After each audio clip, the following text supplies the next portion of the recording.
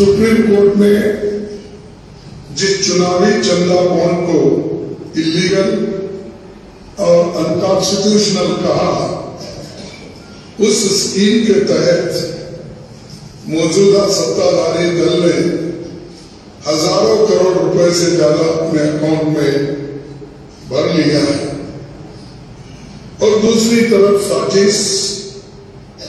साजिशन मुक्त विपक्षी दल का बैंक अकाउंट फ्रीज कर दिया गया है ताकि हम पैसों के अभाव में बराबरी से चुनाव ना लड़े और ना लड़ पाए। ये सत्ताधारी दल द्वारा एक खतरनाक खेल है। A systematic effort is underway by the Prime Minister to cripple the Indian National Congress financially. Funds collected from the public are being frozen and money from our accounts is being taken away forcibly. All our bank accounts have been frozen. We can do no campaign work. We cannot support our workers. We cannot support our candidates.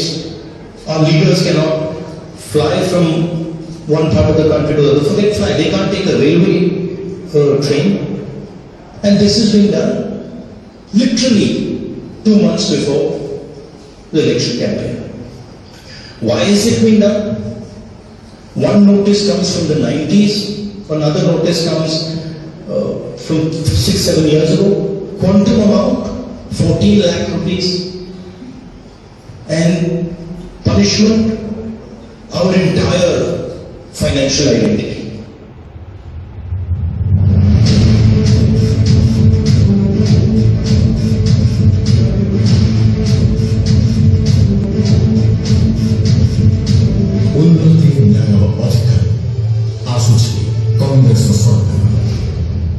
Orissa की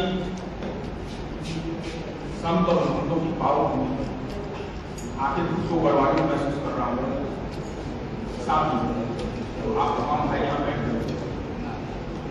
सच्चे मायनों में आप ही लोकतंत्र के सच्चे बैठे।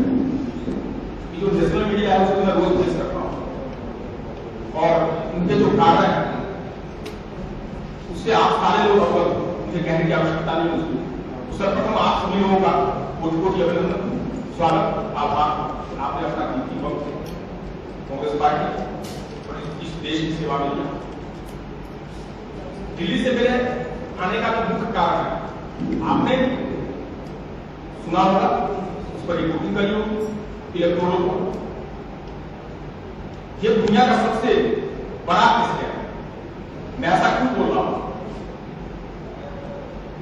सत्ता में जो सेंट्रल में बैठी पार्टी है और जो आपको उड़ीसा में बैठी है, दोनों एक जगह बिल्कुल सेम हो जाते हैं। जब इनके पूंजीवादी मित्रों की बात आती है तो ये दोनों मित्रता बनाने में परहेज नहीं करते।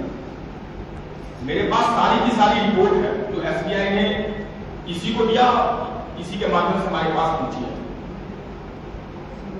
ये मित्रों को उड़ीसा की संपत्तियां देकर उड़ीसा को सिर्फ और सिर्फ गरीब बनाने का काम कर रहा है जो नवीन बाबू की सरकार है। वैसे मुझे तो यही दिल्ली में यही सुनने में आता है कि नवीन बाबू सरकार चलाते ही नहीं, इनकी सरकार को कोई और लोग चलाते हैं। आप लोग मेरे से बेहतर जानते होंगे। ये दिल्ली से मैं जो बात सुन के आया हूं मैं आपके बीच रखा हूं। ब्यूरोक्रेसी की सरकार चलाते थे ना, आप सबको पता हो। अब तो इनका हिस्सा बन चुके हैं। अब तो जग जाहिर हो चुका है। उड़ीसा के लोगों तक आप इस बात को पहुंचाओगे कि कैसे उड़ीसा को 24 वर्षों में लूटा गया और आज फिर से ये दोनों गठबंधन नहीं हुआ, ऐसा मत समझना। आपको ये समझने की आवश्यकता है और आपके माध्यम से मैं उड़ीसा के भाइयों बहनों से ये कहना चाहता हूं, इनका लूट बंधन है, ये उड़ीसा को लूटने की तैयारी है।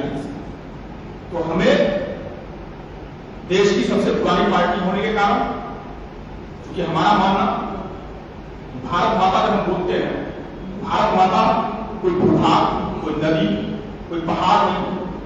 भारत माता का मतलब मेरे लिए, मेरी पार्टी के लिए, कांग्रेस की जो आइडियोलॉजी है उसके लिए, इस देश के लोग हैं। और जब इस देश के लोग पर संकट आएगी तो कांग्रेस पार्टी 100% उनके साथ खड़ी मिलेगी। चाहे अभी आपने देखा हमारे अकाउंट फ्रीज कर दिए जाते हैं चुनाव के वक्त, ऐसा क्यों होता है? क्योंकि लेवल प्लेइंग फील्ड ना बन पाए, हम लड़ ना पाए। लेकिन वो ये भूल जाते हैं कि तानाशाह जब तानाशाही करता है तो आम जनता से एक आवाज उठती है और बड़े बड़े तानाशाहों की तानाशाही वहीं पर धराशायी हो जाती है।